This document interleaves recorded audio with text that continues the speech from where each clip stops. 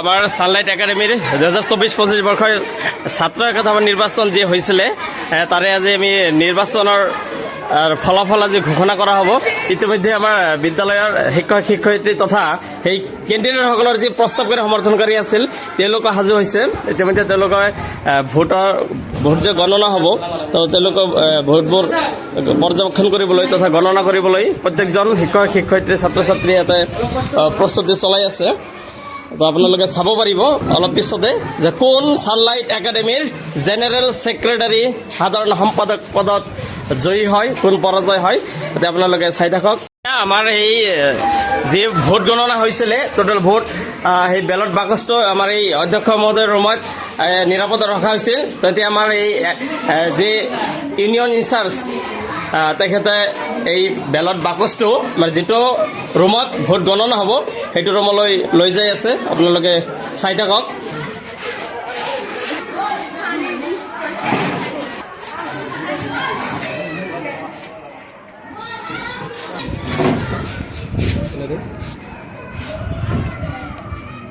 এয়া আমাৰ অধ্যক্ষ মহোদয়ে বেলট বাকচটো অপেন কৰিবলৈ লৈছে সকলোৰে সন্মুখত।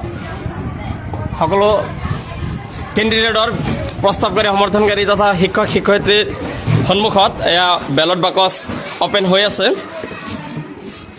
ইয়াতেই ভাগ্য নিৰ্ধাৰণ হ'ব, কোন জয়ী হ'ব কোন পৰাজয় হ'ব। অলপৰ কাৰণে হ'লেও কাৰোবাৰ হয়তো বেয়া লাগিব, কাৰো মনত যথেষ্ট আনন্দ লাগিব।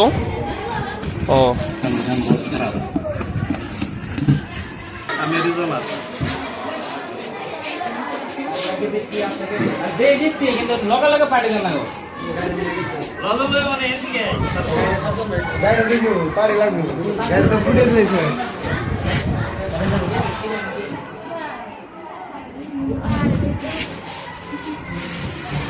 আমাৰ অধ্যক্ষ মহোদয়ৰ দ্বাৰা আমি খুলিম।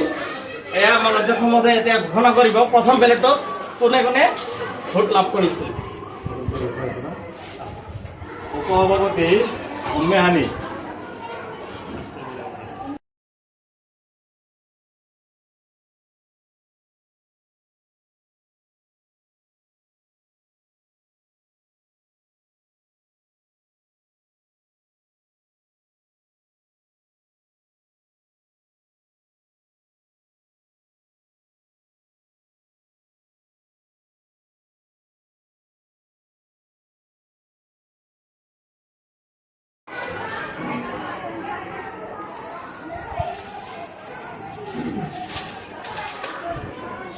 উম্মেহানি, সানিদুল হক, মুস্তাফিজুর রহমান, জুনিয়রা পারভিন, রকিবুল খান, মবিদুল শিকদার, মুন্নাফ আলী।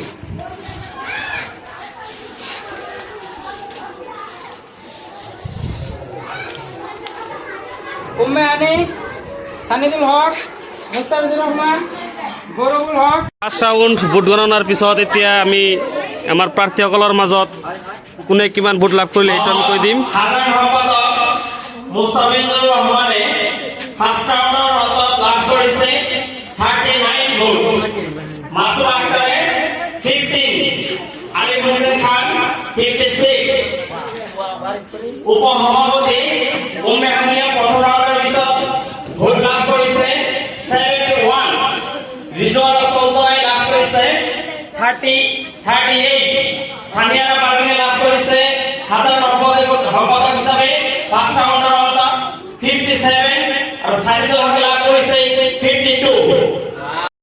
মাত্ৰ এজন প্ৰাৰ্থী নমিনেশ্যন মনোনয়ন পত্ৰ দাখিল কৰিছে, তেওঁৰ তাৰ কোনো ভোট নাই, তেওঁ নিজে নিজে জিকি গৈছে। গতিকে তেনেকুৱা আমাৰ দুজন প্ৰাৰ্থী আছে, তিনিজনী আছে।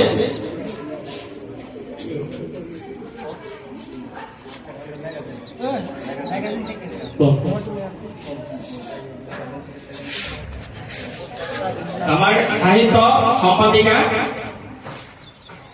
বিনা প্ৰতিদ্বন্দ্বিতাৰে জয়ী লাভ কৰিছে তাজমিন পাৰভিন, সকলোৱে হাত চাপৰি বজাই দিবা।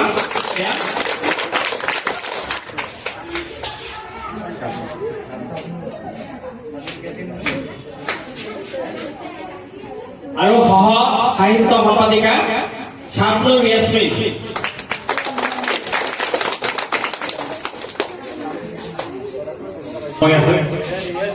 এতিয়াও তোমালোকে কাম কৰি যোৱা, নিশ্চয় তোমালোকে এদিন হ'লেও তোমালোকে জিকিবা।